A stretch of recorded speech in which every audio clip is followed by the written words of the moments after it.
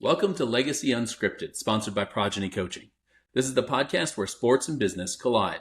I'm your host, Russ Katzman, and here we skip the fluff and get straight to the hustle. From athletes turned entrepreneurs to impact-driven business leaders, we dive into the wins, the lessons, and some of those failures that make our legacies worth living.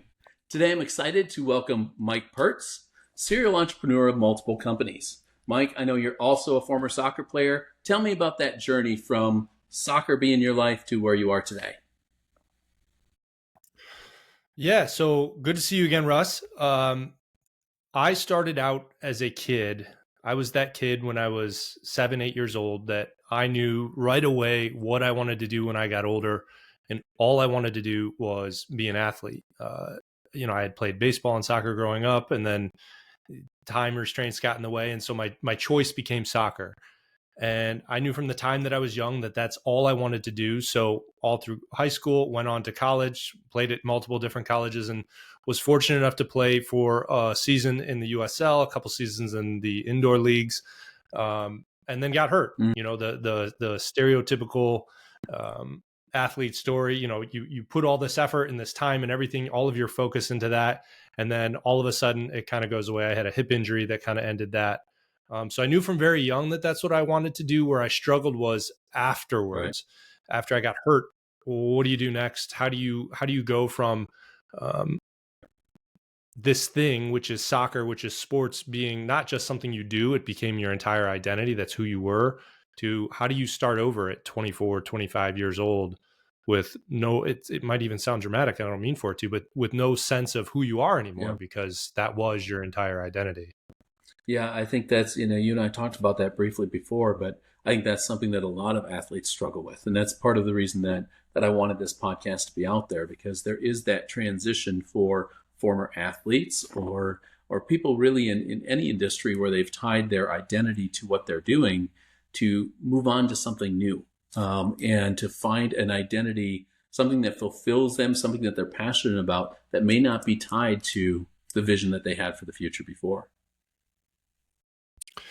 Yeah. And it was a struggle, and it took me years. And one of the biggest things is it's funny. People look at athletes and they think, there's all this, athletes, higher level athletes. And I by no means was at the highest level at all, but higher level athletes, I'm talking top college players, professionals.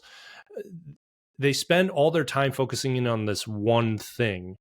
And it's crazy. One thing I experienced when that all went away was I had very little to no confidence in my ability to do something else, because I might have all these skills and all this potential in other areas, but it was never developed. Whereas, we'll say normal kid, a kid that goes through school and then through college has this opportunity to experience and try all these different things. Whereas an athlete, it's funny. I can't remember what podcast I was listening to this to.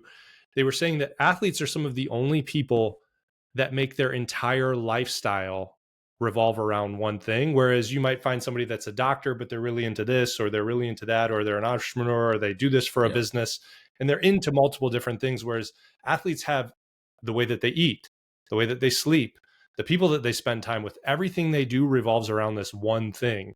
So at 25 years old, when that all goes away, one of the biggest struggles I found was finding the confidence of, I'm 25 years old now. Now, what do I know how to do? I don't know if I'm capable of doing anything else. And over time that comes, but that was really hard for me. Definitely for a few years after I stopped, until I started to explore different things, and I started to learn more about other things, and was able to take the kind of intangible lessons that you learn from being an athlete of, okay, this is frustrating. I'm struggling with this. How do I buckle down and really get the work done in order to grow skills and develop things that may have been, natural talents of mine, to be better at them. Yeah, I think it's interesting, because if we look at the more traditional route, to where even if it's somebody that doesn't go to college and they get out in the work world, or somebody goes into college and they start testing out majors, kids are going to switch majors 3 or 4 times before they really kind of lock in what they want to do. And even then they get out in the real world, find that's not what they want, and they change jobs a handful of times or careers a handful of times. Same thing with somebody that might come straight out of high school and start working. They may not stay in the same industry. They may bounce from one industry to another just because they want to try some different things out. When you're an athlete and you start at such a young age, you're kind of forcing yourself to try to script that future from the beginning. And as we've talked about in the name of Legacy Unscripted, that doesn't always go towards plan, right? It doesn't always go like we thought it would. And when you do, unfortunately, have an injury or something like that basically blows up that future and forces you to start from scratch, it's hard to find that first footing and where do you start. So what was it for you? What was that kicker once you came out and kind of mentally dealt with the idea that I'm no longer a soccer player, I've got to find something else? What helped you to find that something else? I when we last talked, you had asked me a similar question, so I've thought about it a lot, and I don't know if there was any one thing in particular that helped, but there's an idea that really helped me, and it has really helped me, especially over the last probably 5 to 7 years. In the idea, and I can't remember where I had heard this, and I would wherever I heard this, I want to give them credit, or whoever came up with this original idea is. The idea is that what you need most is where you least want to look. And that sounds very esoteric and dramatic, and I don't mean for it to, but I guess an easier way to say that is to use fear as a guide as opposed to something to run away from.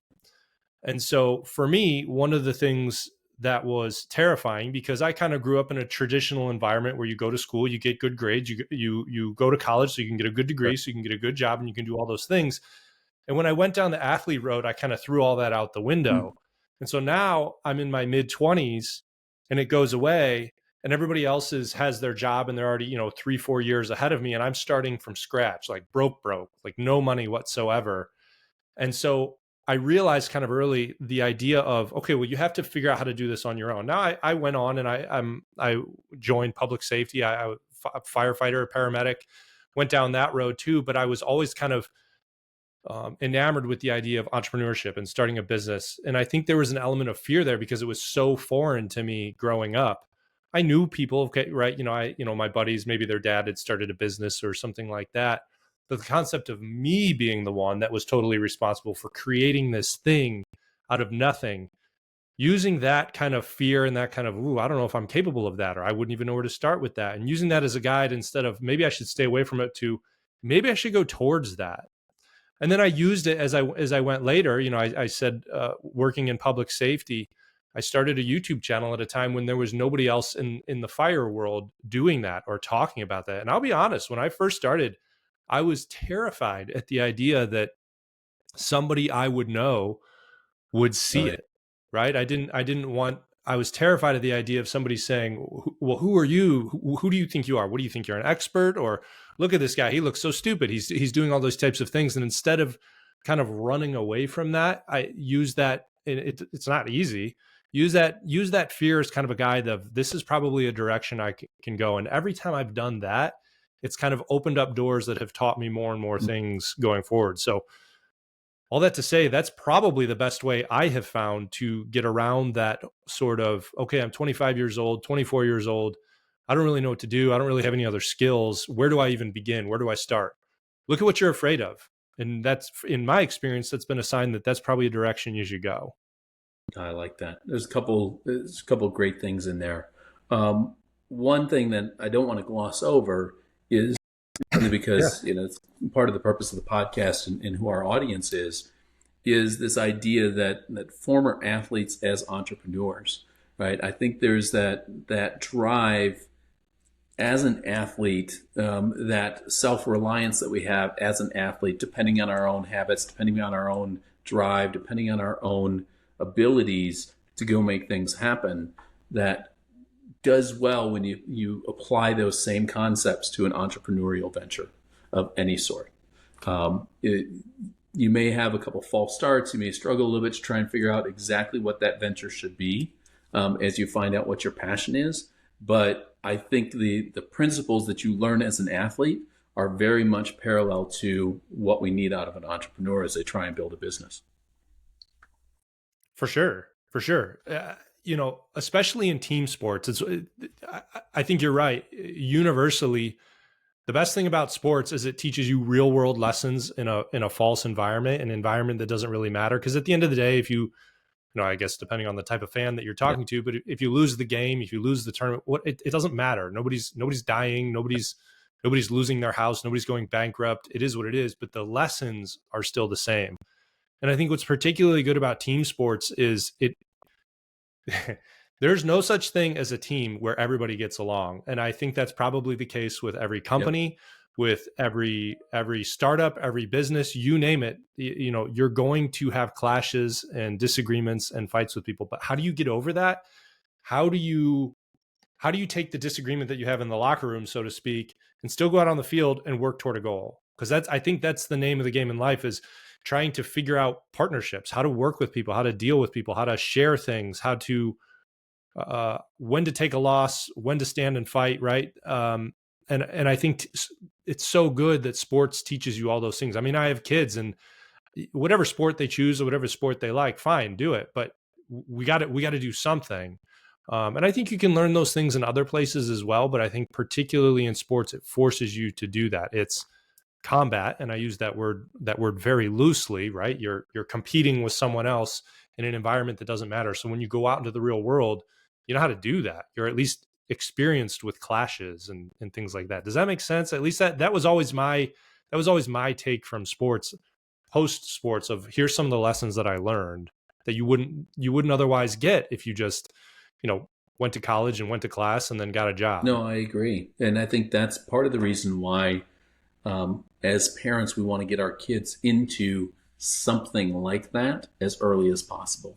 So they start to encounter some of those tough situations. So they encounter those situations where they are being forced to get along with somebody for a common goal, even if they didn't necessarily get along with that person otherwise, right?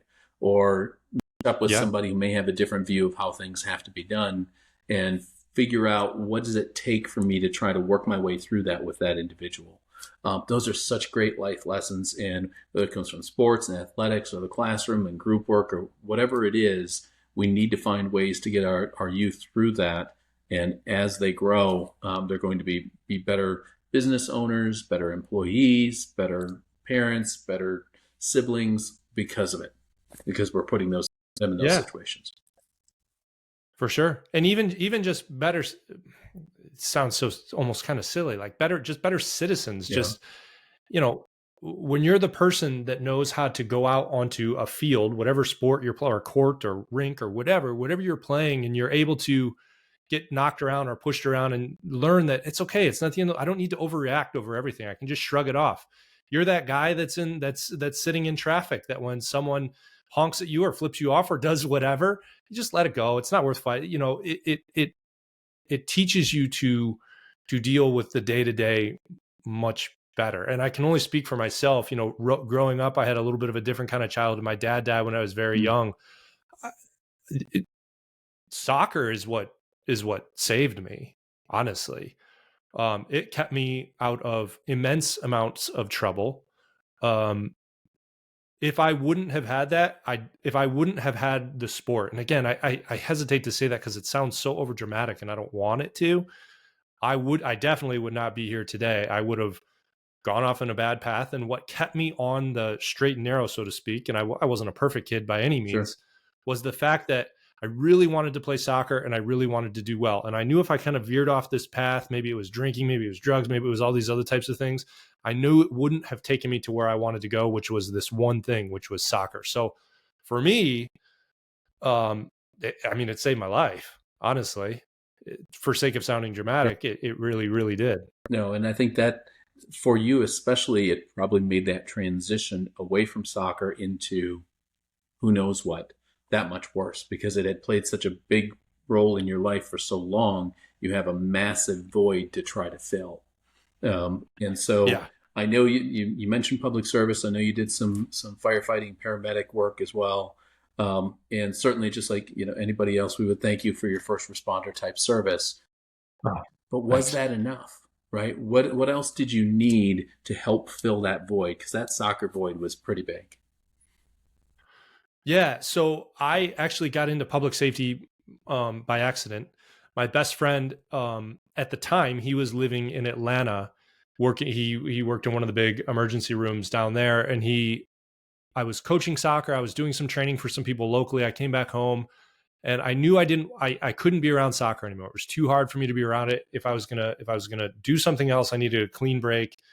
And he randomly, on a whim, just said to me, "Hey, the Atlanta Fire guys come in here all the time, and they seem pretty cool. You should try it." And so I went to EMT school, then I went to paramedic school, and I still wasn't that interested in getting into fire. And then during one of my when you go through medic school, you have to do a whole bunch of ride time, and in where I am, all the fire departments are medics as well. And they one of the chiefs just came up to me randomly and said, "Hey, you should come take our test. I really think this would be good for you. You'd be a good fit in the fire service. You should do it." And I did, and then I ended up getting hired very quickly. And I thought it was great. But that same sort of, to your point about there being a bit of a void, there was, because once you get there, and this isn't to say anything negative about public safety or firefighting at all. It's fairly formulaic, and I'm careful the way I'm saying that, because I don't want anybody to think I'm disparaging public safety in any means, because I'm not. The way you fight a fire is a specific way. When you show up on certain calls, there's certain things you're going to do that's fairly standard again and again and again and again and again. And I needed something different. I needed something more. And the beauty of public safety, at least on the firefighting side, is because of the way that the schedule falls, is you have ample time. And that's kind of what got me into my first foray into business, starting my own company. I started an e-commerce business, just selling travel products. I had just met my wife at the time, and my wife's from Oregon, and I was flying back and forth a lot, and I needed, toiletry bags, luggage tags, all these types of things. And so I started learning about that and started my own e-commerce company from scratch, no investment, with my own money, which was really scary when, you go from broke to like a couple thousand, and then you spend all this couple thousand in this business that you're trying to get off the ground. And it ended up being successful. So that was good. That was positive. But yeah, I needed to find something else. And that's kind of what pushed me into entrepreneurship. Okay. And I know that I'm just going to, one more thing on the firefighting before we get away from it, because you and I talked about this, and I found it incredibly interesting. So you would think that as a elite level athlete, you'd be able to go into those fire tests and do really well. How did you do? So I did pretty well, because after I stopped playing, after my injury healed, I got really into MMA, and judo and boxing and weightlifting. So that helped me a lot. But you would be surprised how many people are relatively fit in that, people that are runners, people that do different types of activities, who really struggle just because it's a totally different type of fitness. If you're not used to that, a lot of weight on you, a lot of heat, work really, really, really hard for a few minutes and then take a break, and then be able to go back into it, that high intensity interval training, for lack of a better term, you're going to struggle. It's very different than any sport. That's for sure. All right. So you have moved on to your first entrepreneur venture. What lessons pop out at you when you think back on that first foray? What pops out as something that you carried with you since? Okay, so two lessons. The first one is, have you ever run a marathon, Russ? I've done a half. I haven't done a full yet. Okay, so if you've ever run long distances, I think marathons are a really good example for this, because when you start out, you're all excited, you're really pumped up about it, and you're going. And that's what business is like, right? You go out and you're like, "Oh, this is awesome. I'm going to be successful." And then you're going and things are going okay, but things aren't going as well as you planned. And so you start to fight that mental battle. And then you kind of fall into this sort of like, "Oh my God, is this going to work? I don't know how this is going to pan out." And that's exactly what happened to me. I spent all this money. I didn't have that much money to spend to begin with. And I was all excited, and then nothing was really happening. And I'm reading these stories of other people being more successful, and I'm seeing all these other types of things. And so I'm kind of like in this slump right now. And then literally all of a sudden, out of nowhere, it starts to pick up, and it starts to spike, and it starts to hockey stick right out of there. And unless you know that that's coming, it can be really, really frustrating. And when you're down here in the pit, it's very easy to quit because you think, well, all right, well, I guess I'll move on to the next thing. And I think that's a trap a lot of entrepreneurs fall into, is they think they're getting into something. They think it's so simple and it's so straightforward. And they don't realize that you have to push through that, just like getting a degree or starting a business or running a marathon, right? Mile 12 through like mile 18 is the worst. It feels like it's never going to end. You're stuck there. And then, a little while later, you realize, oh, I'm on mile 22. I'm on mile 24. Oh my God, I've only got 2 miles left. And now I've finished. And so I think that's the first thing that I learned, is that sort of pattern for anything that new that you do in life of, okay, I've got all this energy, it sucks. And then it starts to come back out of it. Know that that's coming. But the other thing too is get a coach. Find somebody, whether it be significantly more advanced than you or maybe just a little more advanced than you, because they're going to be able to be the one to tell you, because they've already been down that road. They already know, like, oh yeah, month 3 through month 19 just sucks. Just get used to it. Just deal with it. Let's talk about this more in month 19. Deal with it. And those are the two things I wish I would have had somebody to explain to me. Now, fortunately, it still panned out. And then, the coaching thing, I probably could have, I definitely could have used that later on down the road. But yeah, those were two really big lessons from my first entrepreneurial adventure. Yeah, it's funny you say that you compare it to that, because I ran the half marathon. I had blown my Achilles in 2012. Playing basketball, the guys just shattered it. I mean, there was nothing left of it. So they repaired it, and my goal for the following year was to run the half marathon, so I had something to kind of force me to get up and work and run and that kind of stuff. And so I ran the half, and you're right, it was kind of that mile 8 to mile 11 and a half, right? Once I got to the last mile and a half, then you could see the goal at the end, and you could finish it off strong and all that kind of stuff. But man, you hit that, especially in the Florida sun. This was down in Lake DeSoto, down in or Fort DeSoto, down in the southern part of Clearwater and stuff. And I mean, other side of St. Pete, and sun's beating on you, the waves, the humidity, everything down there is just beating on you. And you hit mile 7, 8, 9. It's just, up till, like you said, probably that 11 and a half mark. And I didn't have a coach, to your point. I didn't have a coach to warn me of all that. So I like the hockey stick analogy. It's funny you say that, because I have a diagram that is exactly that. It goes through the 5 stages of the early part of entrepreneurship. And it's exactly that. You kind of fall off the cliff to begin with, and then you come up through the hockey stick. And the key that I try to tell people is you can't let that fall go too far, right? Don't get to a point of where you're throwing good money after bad just because you haven't asked the right questions, or you haven't asked any questions, or you're too proud to look for help, right? Because you can really get down into a despair to the point of where you can't pull yourself up into the hockey stick because you're just too far down. There will be that dip, and you just have to manage through that dip to be able to get yourself to where you can start seeing things come through and start seeing progress being made. I know when I first started the coaching practice, I had one of those dips, and it was early on. And I remember a good friend of mine who I was talking to about it. He said, it's too bad because you're so close, right? And what he was talking about was getting to that hockey stick piece, getting to that point of where you're going to get through that dip and you're on your way back. And he could see it, and we talked about it, and we changed a couple things, and we got to where we needed to go.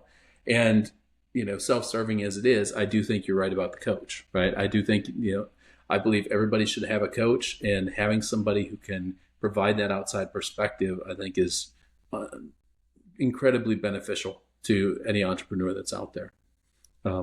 Good stuff. Oh, absolutely.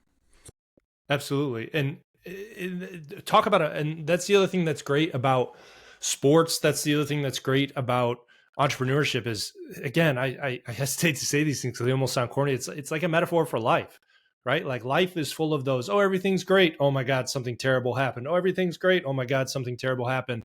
And over and over and over again. So maybe you don't need a life coach, but maybe you need a group of guys, or if you're a woman, a group of women around you to help you through those things. People that have had other life experiences. Like I know what it was like to lose a parent. I know what it was, all these different things that we can help each other with. I think that's really important, in entrepreneurship is certainly no exception. Yeah. No, I like that. So Talk to me from that first foray. You've got some law experience coming up in these last handful of years. Talk to me about the transition from one to the other. Yeah. So so that e-commerce business, again, this is one of these things that I was saying, coaching was important because I found myself getting overwhelmed. It became so successful, more successful than I expected it to. So I didn't have anybody or any coach to turn to of like, okay, what do I do now? How do I scale this? I've got all this revenue coming in. What the heck am I even supposed to do with it? So I sold off everything. And in retrospect, and this is kind of what I was talking about with the mental battle. In my head, I justified it because it was like, well, I'm just selling products on the internet and it doesn't give me a deep sense of meaning, right? I came up with all these silly excuses that I told myself as to why, well, this is the right thing to do. And looking back, I never should have done that. But it is what it is. And you move on to the next one. So the next kind of business I started was trying to teach people how to get into public safety. And that became very successful. And then I started another business where I'm trying to even think of how to describe it. It helped with EMS responders in dealing with pediatric medication administration, doing the math, making the math and the mental aspect of it a little bit easier, a little bit more intuitive. And that was a total failure. But what brought me to law was I had always thought about going to law school. I always thought of it kind of as a challenge. I thought it would be something that would be interesting. And it's something I always kind of kicked around in the back of my mind, but I knew it was a lot of work. And it was one of those things too, where when you talk to people, when they talk about law school or med school or any of this sort of academic stuff, the people that have gone through it love to tell you about how impossibly hard it was and how they barely made it through it. And what I realized, and this kind of ties in with the issue that I was talking about earlier with about whenever you see something that's kind of scary, that's probably a sign that you should move towards it. That kept drawing me in. Now I was scared of it in the sense of, oh man, this is really hard. I don't know if I can do this. How hard is this actually going to be? How much time is this going to take? I don't want to be a failure. Nobody wants to look like that. But what pushed me over the edge is my oldest was born in April of 2020. And as we all know, we were all around in March of 2020 when the shutdown happened. And I had gotten really sick in March, and it wasn't, if this is going on YouTube, I don't even want to use the word. I don't want it to get dinged at all. It wasn't that. It was just some sort of stomach bug that I had come down with, but I thought I don't want to bring some sort of crazy unknown disease home to my wife and kids. So I had already taken the LSAT because, like I said, I had been kicking the idea around, and I enrolled in law school the next day. Went through law school, ran my online business, teaching people how to get into the fire service, primarily by way of YouTube. The business made money through sponsorships and affiliate deals, and it's a content business. Sure. And then finished law school, and still am a practicing attorney too. Nice. So where does your passion lie today then, other than obviously the family and stuff, but where does your employment passion lie? What's next for you? So I love the law in the area. So there's two main areas that I practice. One of the two is business counseling. Because I've had the opportunity to go through this, I deal with a lot of small and mid-sized businesses. There's no clients that are massive Fortune 500 companies or anything like that. I'm at a small firm, and I love talking with entrepreneurs. I like dealing with entrepreneurs. I like hearing what their struggles are. And for some of them, right, if it's a logistics business or if it's another business that I have no concept of what it is, the great thing is that a lot of businesses share similar problems, regardless of what you're selling or what service you're providing. So I like to be able to give them the insight. At some point, I will probably start another company in the future. I know that I have that in me, and that's something that I want to do. What exactly that is, I'm not sure yet, but I'm sure at some point I'll do that. But for now, I think I'm happy where I am, practicing law and dealing with small business owners and helping them through their kind of struggles. And I know before I got into law, one of the things that I hated about starting my own business was the legal aspect of it. dealing with contracts, constantly being nervous, like, oh, is this contract, am I going to get burned by this provider? What's going to happen here? And so being able to give people a little bit of insight as to this is a good contract or this is not a good contract, or you're trying to raise money, these are some terms you might want to stay away from. That's what I enjoy for now. But at some point, I am positive I'll start another company somewhere. Well, and it's something I've seen quite a bit. We talked about this a little bit, especially on the front end when people are maybe not doing what you did and not bootstrapping. Maybe they're going down the investor route, right? There's a lot of legal that comes into play when you start bringing in investors and cap tables, and I won't even get into all the jargon and all the issues that they run into. But anytime you're bringing in investors, whether those angels, VCs, PEs, even banks, even partners, friends, family, whatever, there's a lot of legal stuff that gets involved the minute that you start going down that route. Yeah, and if you're new to that, I mean, you even just said it yourself, the jargon, it's almost like a whole new language you need to learn. Of somebody said this is debt financing versus equity financing. What's the difference? What does that mean? And that's a basic thing, but I mean, there's a million different things to learn. So it can definitely be, if you're new to it, it can be very overwhelming for your first time getting involved in that world. Gotcha. No, that's good stuff. I like it. So talk to me about, you gave me a couple lessons from that first one.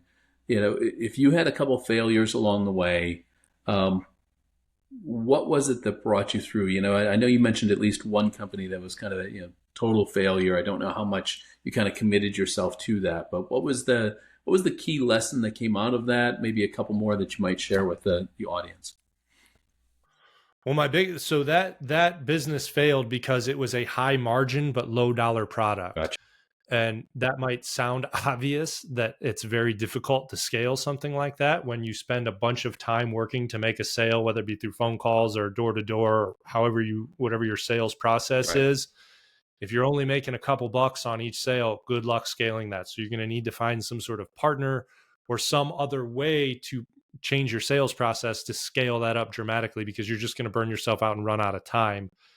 And that to me was not an obvious lesson when I first started, but on the back end now, looking back, it's so obvious that yes, of course, that's why that failed. Mathematically, it wasn't going to work. But again, that goes to the importance of having a coach who can step in and say, whoa, what are you doing? You're going to run yourself into the ground for $20 a sale. Not good. So that would be the first lesson. The second lesson is,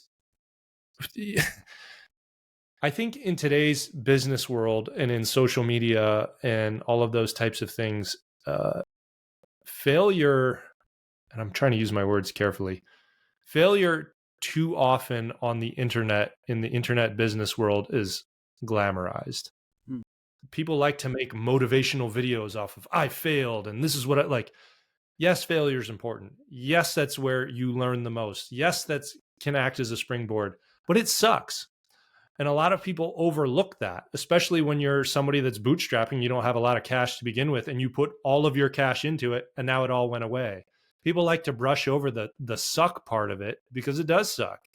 But like the lessons we talked about with sports, are you able to pick yourself back up? Are you able to take a step back and realize that failure may have been a bad strategy on your part, but that doesn't mean you yourself are a failure. Just like when you lose a game, you're not a failure as a human being. Your strategy or your defense or your offense, whatever the sport is, that's what the failure was. So being able to separate the loss from the sense of failure and from a personal sense. Does that make sense? Those were the two biggest lessons I took from that. A tactical business lesson, but also a personal lesson of, it's not you. You may have made mistakes, but that doesn't mean you yourself are a failure. Yeah, I think the interesting part about that is we hear a lot about the failures themselves, and people, to your point, they like to kind of broadcast the struggle that they've gone through. Some of them do that, of course, because they want others to lift them up and support them. That's part of what social is about, right? We go out and broadcast something so that others can say, you'll be fine. Here's what you need to do to get through it. We're here for you, all that kind of stuff. Some individuals will do that because they need that external push. Others just want to put it out there for the attention. But what we really want to get from people when they do that kind of thing is we really want the lesson, right? There's a quote I've used quite a bit with my clients. It says, learn the lesson, leave the event, right? And the whole point of that, of course, is let's get past whatever it was that we did wrong to get here. Let's learn the lesson and let's do it differently the next time. And let's not keep reliving this for the sake of doing so, because it doesn't help any of us. I think one of the things that people forget, and this is, we all do occasionally, we forget how permanent the stuff is that gets posted, right? Yeah, you can delete a post here and there, but once people read stuff, they have an impression of you. They have an idea of what you've gone through. And sometimes we put things out there that don't age very well. And if we think about, is this going to age well before we put it out there? I think there's some we might not put online. And I think some of those, to your point, and this is a pretty direct podcast, so I'll say it, some of those pity party posts or some of those look at me posts, they just don't age well. No, it's insufferable. I feel like that should be a lesson taught to all kids with cell phones too. My God, be careful what you put on the internet, because there's no erasing it once it's out there. Well, it's funny because I've had a couple interns that worked with me, and I've showed them that every time I work with a client or a prospective client, I will go out and look at where they've come from, right? Anytime I've tried to hire an intern, I will say, this is what we'll go back and look at these kind of things. And I showed them, we pulled up a resume of somebody, for instance, that I was thinking about bringing in, and we looked at their social stuff. And they said, well, why would you look at the personal social stuff? I said, because that shows you a little bit more of what's behind the curtain and who that individual is, right? Yes, they may only post the good stuff, or they may only post this, but if you get enough of the same type of thing that you see this person putting out there, you're getting closer and closer to who they truly are, and closer to those values. And I think sometimes we forget about that as a society. We forget about that as business owners, right? It's no different doing business, right? You and I, even to have this conversation, to have you on the podcast, right? You want to have somebody that has a background that matches your values and who you want to be. You don't want to put somebody out here who, 6 months from now, there's news out there about them doing something else, right? That wouldn't necessarily align with your values. Right. Absolutely.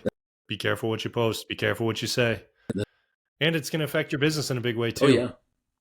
Yeah, it really can. Your business, they say be careful who you associate with, because you kind of become your 5 closest associates. You become a mixture or whatever of your 5 closest associates. I mean, it's something when we look at our own personal reputation and who we align ourselves with, we've got to be careful doing that as well. Yeah, and to your point about social media, that's another thing that one of the first things that held me back when I first started speaking online to build this content business, the fear of other people, particularly other people that I know, saying negative things. First off, I'm almost embarrassed to admit that, but I'm willing to admit it because I know I'm not the only one that has struggled with that in the past. Now I've been doing it for years, so it's a non-starter for me at this point. But that's going to happen. You should know, if you're interested in starting a business, somebody is going to, somebody's going to say something negative to you, whether it be somebody that's a close friend of yours, whether it be somebody on the internet, whether it be just know, not everybody has your best interest in mind. And there are going to be people that are going to be vicious just for the sake of being vicious.